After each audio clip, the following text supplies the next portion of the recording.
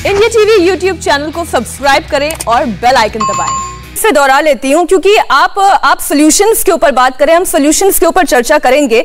मेरा सवाल यह है कि क्या भारत में जागरूकता आ रही है? जो टेस्ट लैब्स में पहले कुछ 100 या कुछ हजार, 1000, 2000 टेस्ट हुआ करते थे, आरटीपीसीआर टेस्ट की अगर बात करें, अब वहां पर कतारें लंबी लग रही हैं, टेस्ट ज्यादा हो रहे हैं। ये जो आप देख रहे हैं एक बड़ा परिवर्तन, ये क्यों देख रहे हैं आप?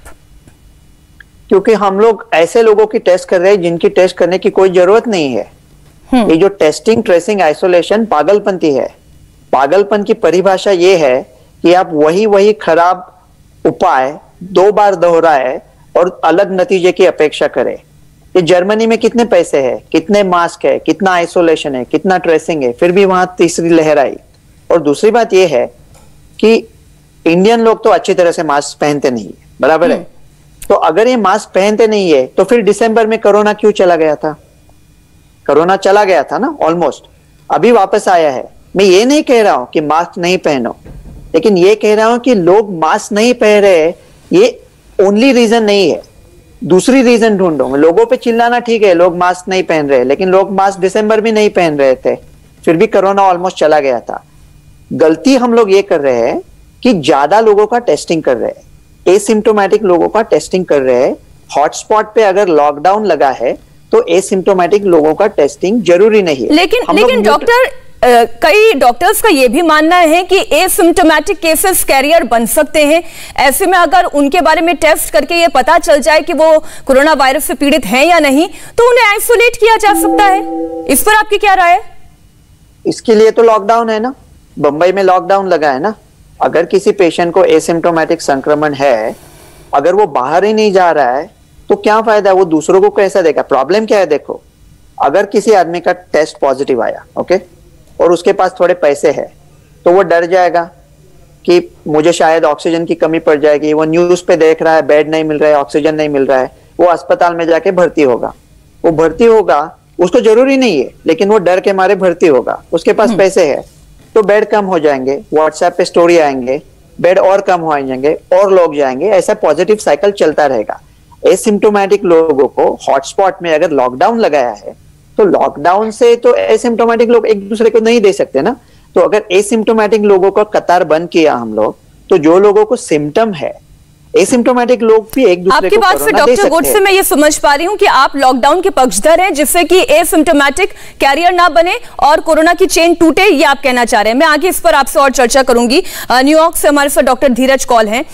डॉक्टर कौल साहब, हम थोड़ा सा वैक्सीनेशन पर चर्चा कर लेते हैं, क्योंकि ये कहा जा रहा है कि 45 प्लस का जो पैरामीटर है वैक्सीन का, ये जो दायरा है, इसे थोड़ा सा कम कर देना चाहिए, जिससे कि ज्यादा से ज्यादा लोगों तक वैक्सीन पहुंचे, ज्यादा से ज्यादा लोग इम्यून हो, इसलिए कोरोना वायरस के ऊपर एक रोकथाम लग सके। इस पर आपका क्या मानना है? Thank you for having me on the show. देखिए, बहुत इंपॉर्टेंट क्वेश्चन आपने पूछा है, लेकिन अगर आप मुझे 2 मिनट दें तो मैं एक रिकैप बताना चाहूंगा, बिकॉज जो आप पहला सवाल आपका था, व्हाट इज द रीजन, बहुत इंपॉर्टेंट सवाल है। जैसे कई डॉक्टर्स मेंशन कर चुके हैं, देखिए, कोरोना से बचने का नंबर 1 फॉर्मूला है प्रिवेंशन। मैं जब प्रिवेंशन की बात करता हूं, मैं बात कर रहा हूं कि आपकी बॉडी के अंदर वायरस घुसे ही नहीं।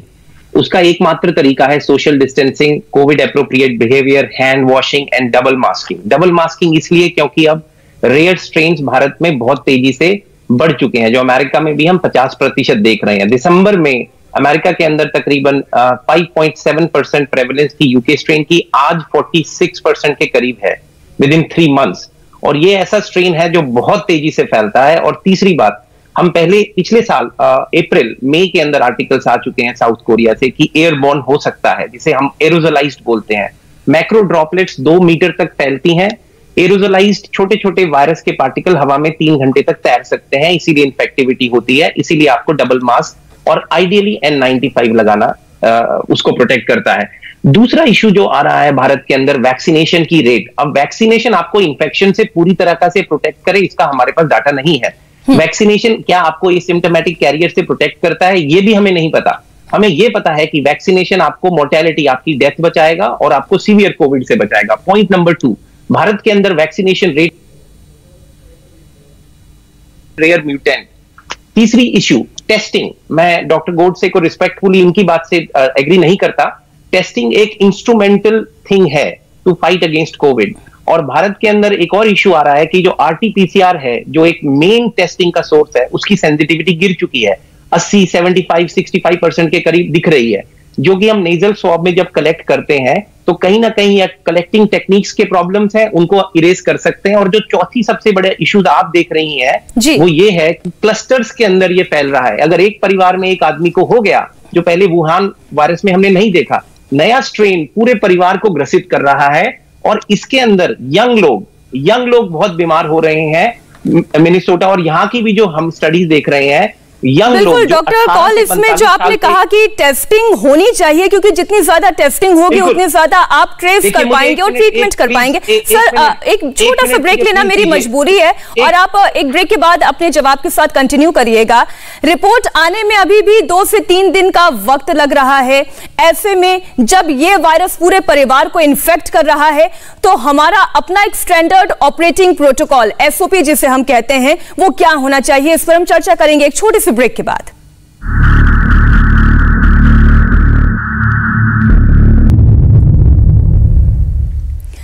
डॉक्टर रवि गोडसे और डॉक्टर धीरज कौल हमारे साथ जुड़े हुए हैं, और हम जैसे ब्रेक पर जाने से पहले डॉक्टर कौल साहब, हम ये बात कर रहे थे कि अब हो ये रहा है कि एसिम्प्टोमेटिक केस भी हैं, वो कैरियर बने हुए हैं, पूरा का पूरा परिवार एक साथ इन्फेक्ट हो रहा है। ऐसे में जब तक रिजल्ट नहीं आ जाते आरटीपीसीआर टेस्ट के या एंटीजन टेस्ट के, एंटीबॉडी टेस्ट के, ऐसे में हमारा स्टैंडर्ड ऑपरेटिंग प्रोसीजर या प्रोटोकॉल क्या होना चाहिए, परिवार को क्या करना चाहिए? देखिए, is that question for me? जी हाँ, देखिए, सबसे आपने बहुत इंपॉर्टेंट क्वेश्चन पूछा है। अगर आप हाई रिस्क इंडिविजुअल हैं, आप एक्सपोज्ड हो चुके हैं, तो आपको आरटीपीसीआर टेस्ट जरूर करवाना चाहिए। और जब तक आपका आरटीपीसीआर वापस ना आए, आपको क्वारंटाइन रहना चाहिए, बहुत जरूरी है। नंबर 2, अगर आप सिम्टोमेटिक हैं और आपने आरटीपीसीआर टेस्ट कराया और आपके सारे लक्षण हैं लेकिन आरटीपीसीआर नेगेटिव आया, जब तक वो रिजल्ट आता है आप क्वारंटाइन रहिए। अगर आरटीपीसीआर नेगेटिव आ रहा है, आप उसे अगले दिन मे बी 24 to 48 आवर्स दोबारा रिपीट करिए। और डॉक्टर्स इंडिया में बहुत अच्छा काम कर रहे हैं, क्योंकि वो रिगार्डलेस ऑफ दैट, अगर आरटीपीसीआर नेगेटिव है, हाई क्लिनिकल सस्पिशन है, पेशेंट्स को ट्रीट कर रहे हैं। लेकिन ये जानना जरूरी है कि जो ट्रीटमेंट का पॉइंट है वो टाइम के अकॉर्डिंगली चलता है। ऐसा नहीं है कि एसिम्प्टोमेटिक कैरियर सारी दवाइयां लेने शुरू लग जाए, या mild symptomatic patient steroid remdesivir लेने लग जाए, उससे होर्डिंग होती है और चीजों की किल्लत पड़ जाती है। तो बहुत जरूरी है आप क्वारंटाइन करिए अपने आप को जब तक आपके रिजल्ट्स वापस नहीं आते। जी, एक छोटे से ब्रेक के लिए हम रुकेंगे और डॉक्टर गोडसे साहब से ये समझने की कोशिश करेंगे कि परिवार तो ये नियम पालन कर लेगा, लेकिन जो अस्पतालों के बाहर लंबी कतारें हैं उसे कैसे कम किया जा सकता है, हम डॉक्टर गोडसे से डिस्कस करेंगे। और यूके से हमारे साथ अब डॉक्टर रजय नारायण साहब भी जुड़ गए हैं। बहुत बहुत स्वागत है सर आपका भी। एक छोटे से ब्रेक के बाद हम अपनी चर्चा को यूं ही जारी रखेंगे। इंडिया टीवी आज स्वास्थ्य सम्मेलन कर रहा है सिर्फ इसलिए कि कोरोना को लेकर आपके मन में जितनी भी शंकाएं हैं और सवाल हैं उसका समाधान मिल सके। एक छोटे से ब्रेक के बाद लौट रही हूं।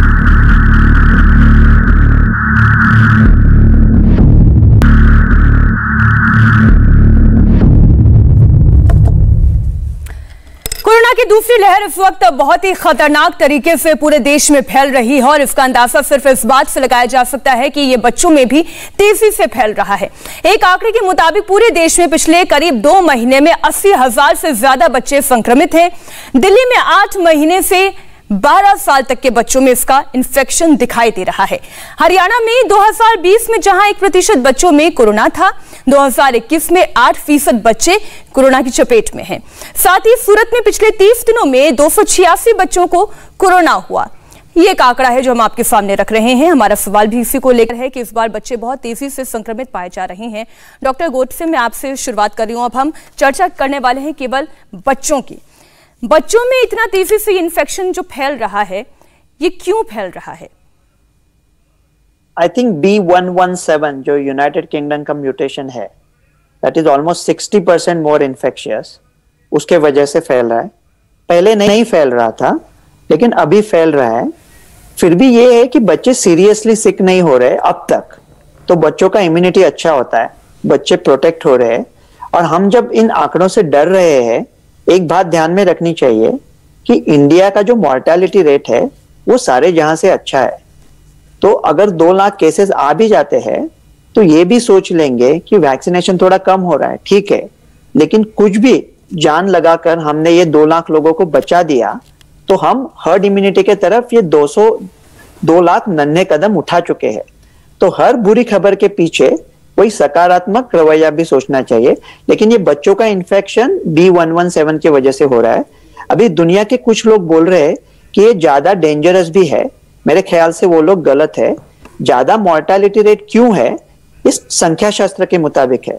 अगर 100 लोगों को इन्फेक्ट करता था, 50% हो गया तो 150 लोगों को इन्फेक्ट किया।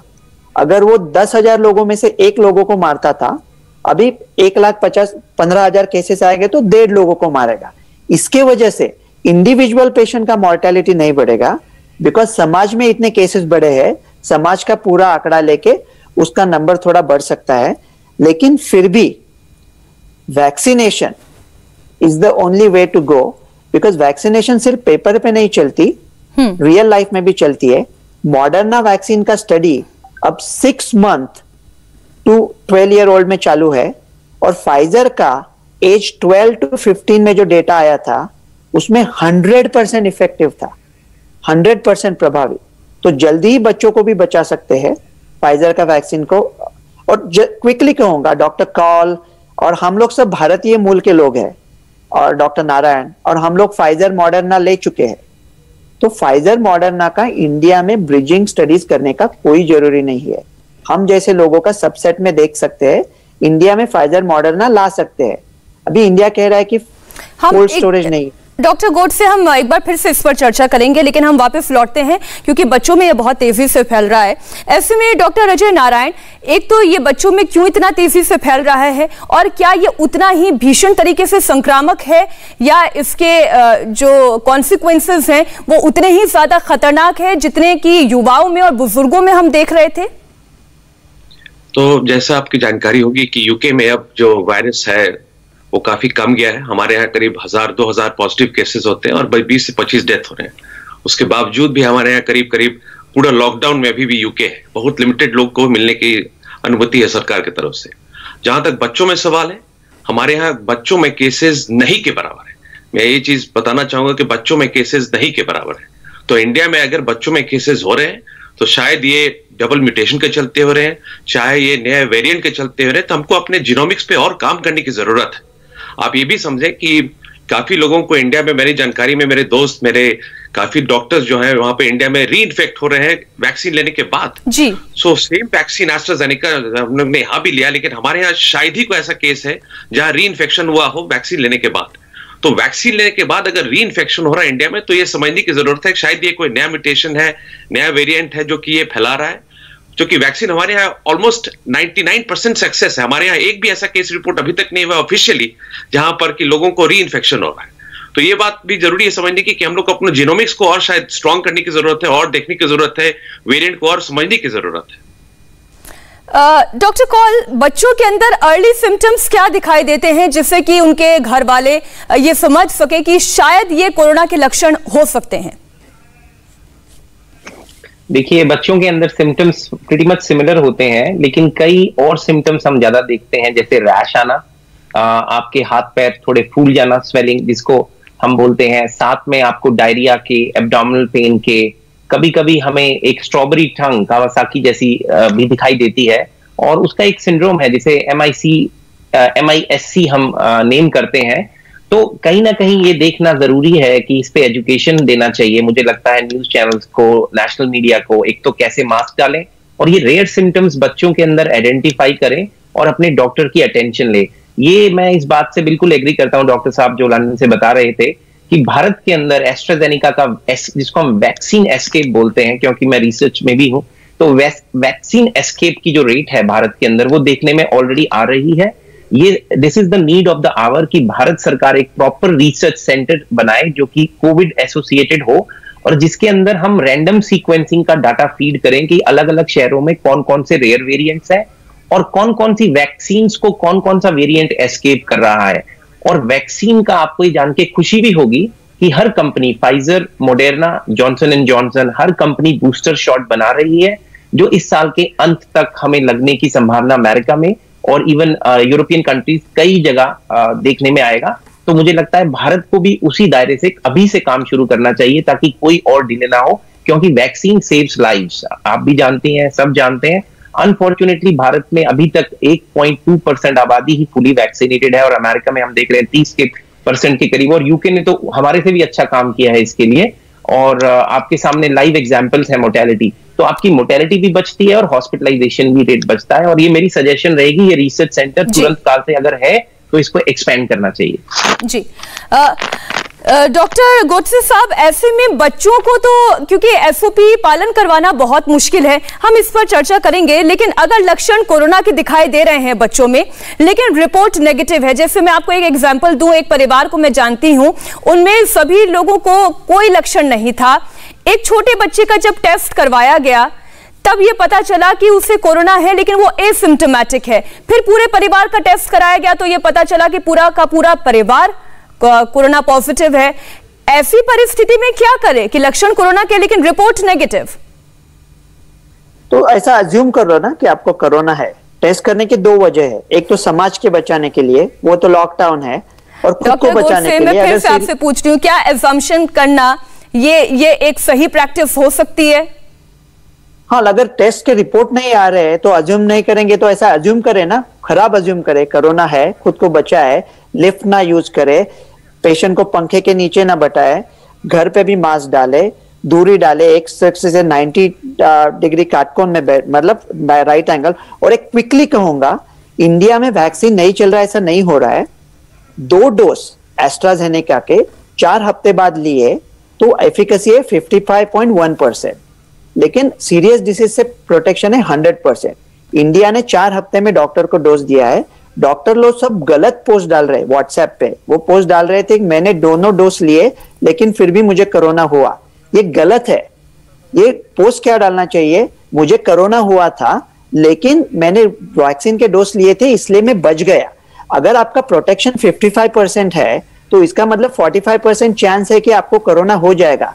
अगर डॉक्टर ऐसे पोस्ट डालेंगे तो लोग डरेंगे और वैक्सीन नहीं लेंगे। आप पॉजिटिव साइड की तरफ बार बार ये नजर डालने की कोशिश कर रहे हैं। हम ये समझते हैं कि जहां पर इतनी सारी नेगेटिव न्यूज है हमें हमेशा पॉजिटिव साइड देखना चाहिए, लेकिन हमें दर्शकों को समझाना भी है कि उन्हें क्या करना चाहिए और क्या नहीं करना चाहिए। ऐसे में डॉक्टर रजय, क्या करना चाहिए ये जानना बहुत जरूरी है, और खास तौर पर जब बात बच्चों की हो, क्या करना चाहिए परिवार को भी और बच्चों को भी जिनमें हम लक्षण देख रहे हैं लेकिन अभी टेस्ट रिपोर्ट नहीं आई है। ये बात समझने की जरूरत है कि कोई जरूरी नहीं है कि जब टेस्ट करते हैं तो हर बार टेस्ट का 100% सेंसिटिविटी हो और हर बार पॉजिटिव अगर किसी को कोविड है तो टेस्ट भी पॉजिटिव आएगा 100%, जिसका गारंटी नहीं होता है। क्योंकि टेस्ट करने के तरीके में भी बहुत सारा फर्क होता है, क्योंकि लोग जब तक डीप स्वैब नहीं लेते हैं, अंदर नाक तक नहीं जाते हैं, अंदर गले तक नहीं जाते, तब तक आपका वायरस पकड़ाता नहीं। तो बहुत बार ऐसा हो सकता है कि वायरस आपके टेस्ट में पॉजिटिव नहीं है लेकिन आपको कोविड है।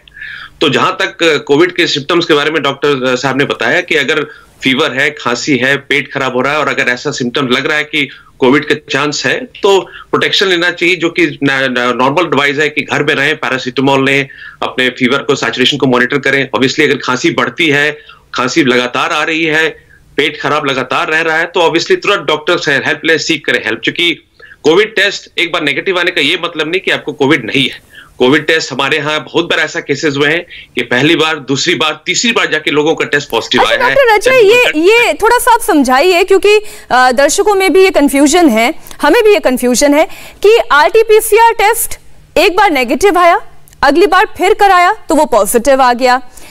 एंटीबॉडी टेस्ट होते हैं, एंटीजन टेस्ट होते हैं, ये थोड़ा सा विस्तार में समझाइए कि ये टेस्ट नेगेटिव और पॉजिटिव का खेल क्या है। जी, वे खेल बहुत ही साधारण, एकदम सिंपल समझाने की बात यह है कि जैसा मैंने बताया कि आपके टेस्ट लेने के तरीके में फर्क होता है। बहुत बार ऐसा होता है कि जब तक कि वो सिस्टम है टेस्ट लेने का कि 3 बार एकदम डीप जाके गले में स्वैब को टच करना चाहिए, 2 बार उसके बाद नाक के अंदर जाके टच करना चाहिए, तो वो जब तक कि वो ठीक तरीके से नहीं किया जा सकता है तब तक हो सकता है वो टेस्ट नेगेटिव आए, पहली बात। दूसरी बात, ये टेस्ट 100% सेंसिटिव नहीं है। अगर अच्छे से करते भी हैं तो कोई गारंटी नहीं है कि आपका हमेशा वो टेस्ट पॉजिटिव ही आएगा। तो इसलिए वो 2 तरीका है जिसके चलते बहुत सारे टेस्ट मिस हो जाते हैं और दोबारा तिबारा करने के बाद जब वो ठीक तरीके से किया जाता है वो पॉजिटिव आ जाता है। तो इसलिए जैसा मैं बता रहा हूं कि अगर सिम्टम्स रहते हैं, जैसे डॉक्टर साहब ने बताया कि सिम्टम्स लूज मोशन के, फीवर के, खांसी के सिम्टम्स अगर बढ़ रहे हैं तो डेफिनेटली अब दोबारा तिबारा करना पड़ता है, उसका कोई रास्ता नहीं है, अनफॉर्चुनेटली उसको ऐसे मॉनिटर करना पड़ता है। बिल्कुल।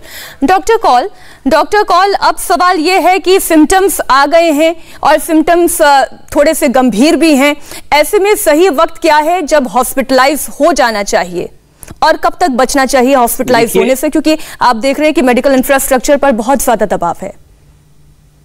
देखिए, बहुत ही अच्छा समय, हमको थैंक यू बोलता हूँ इस सवाल पूछने के लिए, क्योंकि सबसे जरूरी है जानना कि अगर आप एसिम्प्टोमेटिक हैं तो आप प्लीज दवाइयां मत लीजिए, उसे दवाइयों की किल्लत आएगी। जैसे डॉक्टर गॉडसे ने एक पॉइंट रेज किया कि एसिम्प्टोमेटिक या माइल्ड सिम्प्टोमेटिक लोग हॉस्पिटल में बेड बुक कर रहे हैं, वो बहुत ही गलत ट्रेंड है और हॉस्पिटल एडमिनिस्ट्रेशन को खुद डिसाइड करना चाहिए विदाउट टेकिंग एनी ब्राइब्स, क्योंकि ये कंट्री का रिसोर्स है, हमारे पास लिमिटेड रिसोर्सेज हैं, उसको बचा के रखिए जिन लोगों को उसकी जरूरत है। हैविंग सेड दैट, अगर आप बीमार हैं, आपको हल्की खांसी, हल्की बुखार है, गला दर्द है, जैसे मुझे खुद कोविड हो गया था तो पैरासिटामोल लिया, कुछ दिनों तक बिल्कुल सिम्टम्स ठीक हो गए आफ्टर इवन गेटिंग वैक्सीनेटेड। तो ये जानना जरूरी है कि माइल्ड सिम्टम, अगर आप हेल्दी हैं, यंग पर्सन है, तो most likely you will come out okay. लेकिन घर के अंदर आप प्लीज अपना पल्स ऑक्सीजनेशन मीटर होता है एक, अगर थोड़ी सी भी आपको सांस में दिक्कत आए उसे मेजर करिए और देखिए अगर लंग एक्सरसाइज के साथ आप इंप्रूव होते हैं, आपको हॉस्पिटल जाने की बिल्कुल जरूरत नहीं है। अगर आप फिर भी इंप्रूव नहीं हो रहे, आप प्लीज अपने डॉक्टर से कंसल्ट करिए, हो सकता है वो डिसाइड करें कि आपको स्टेरॉइड देंगे, जैसे एंटीबायोटिक्स इंडिया में दे रहे हैं एजिथ्रो और डॉक्सी, जिसका थोड़ा सा डाटा सस्पिशियस है, लेकिन उसके अलावा अगर आपको हॉस्पिटल जाना पड़े तो आपको रेमडेसिविर मिलेगी। लेकिन डिसीजन पेशेंट को नहीं लेना है, उसे हॉस्पिटल में एडमिट होना है, खुद अपने डॉक्टर नहीं बन जाना है। ये इंपॉर्टेंट है समझना हर एक दर्शक को, हर एक नागरिक को, कि आपको अपना डॉक्टर खुद नहीं बनना है और आपको डॉक्टर की सलाह के साथ ही मेडिकेशंस को फॉलो करना है और प्रोसीजर को फॉलो करना है। क्योंकि दर्शक लगातार ये कार्यक्रम हमारा स्वास्थ्य सम्मेलन देख रहे हैं, इसलिए मैं आपको भी बता दूं सर कि कुछ छोटे बच्चों को लेकर जिनकी उम्र 4 महीने से भी कम है, उनके लिए लोग सलाह चाह रहे हैं। मैं एक छोटे से ब्रेक के बाद इसी सवाल के साथ लौटूंगी।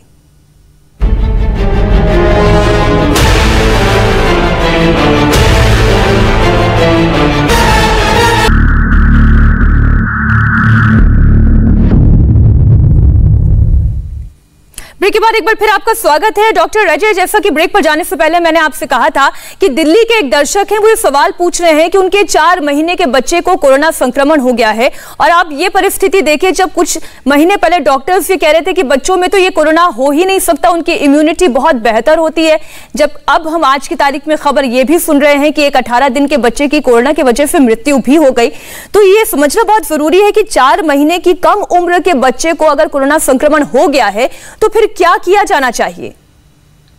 तो सबसे पहली बात यह है कि जैसा आपने बोला कि बच्चों में कोविड अभी भी बहुत कम होता है, फैटेलिटी अभी भी बहुत कम होती है, मोर्टेलिटी अभी भी बहुत कम होती है वर्ल्ड वाइड, खास करके हमारे जितने यूरोपियन कंट्रीज में। लेकिन अभी ऐसा हाल में देखा जा रहा है कि कुछ केसेस रिपोर्ट हो रहे हैं ब्राजील से, जहां के बच्चों की डेथ हो रही है कोविड के चलते। ये बच्चे छोटे बच्चे, 2 साल 4 साल 6 साल के बच्चों का डेथ हो रहा है।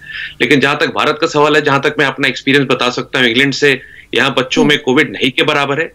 और बच्चों में जब कोविड होता है तो उसको नॉर्मल फ्लू की तरह ही ट्रीट करना चाहिए। ऐसा नहीं, घबराने की बात नहीं है कि हल्की सर्दी, खांसी, बुखार, हर खांसी, हर सर्दी कोविड नहीं होती। सबसे पहली बात ये समझने की जरूरत है, क्योंकि हर समय सीजनल फ्लू बच्चों में खास करके कॉमन है, देखा जाता है। तो ये घबराने की जरूरत नहीं है, पैनिक करने की जरूरत नहीं है कि अगर थोड़ी खांसी हो गई, थोड़ी बुखार हो गई, थोड़ी सर्दी हो गई तो वो कोविड है। सबसे पहली बात ये है। हाँ, लेकिन अपने आप को टेस्ट करना जरूरी है, सफाई रखना जरूरी है, हाइजीन मेंटेन करना जरूरी है। और अगर कोरोना हो गया है ऐसे बच्चे को 4 महीने की उम्र का, क्योंकि बच्चा है, ये टेस्ट पॉजिटिव आ चुकी है, तो ऐसे में घर वालों को भी क्या करना चाहिए?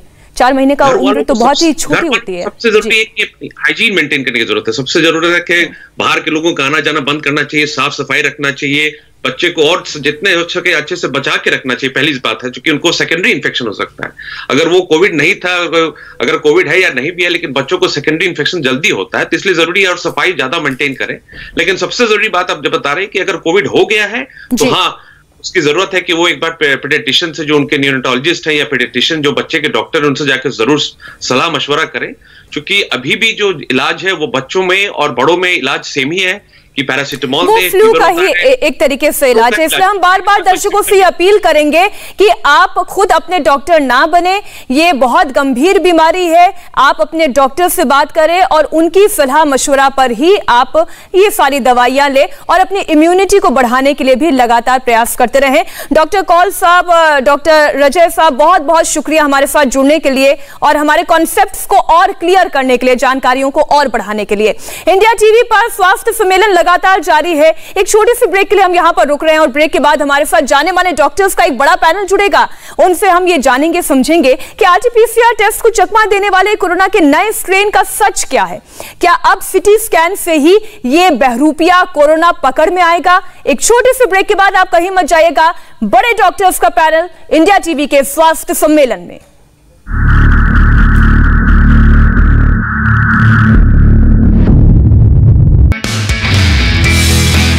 नमस्ते, मैं हूं मीनाक्षी जोशी। वीडियो और खबरों से अपडेट रहने के लिए India TV YouTube channel subscribe करें, बेल आइकन दबाना ना भूलें। जुड़े रहें इंडिया टीवी के साथ।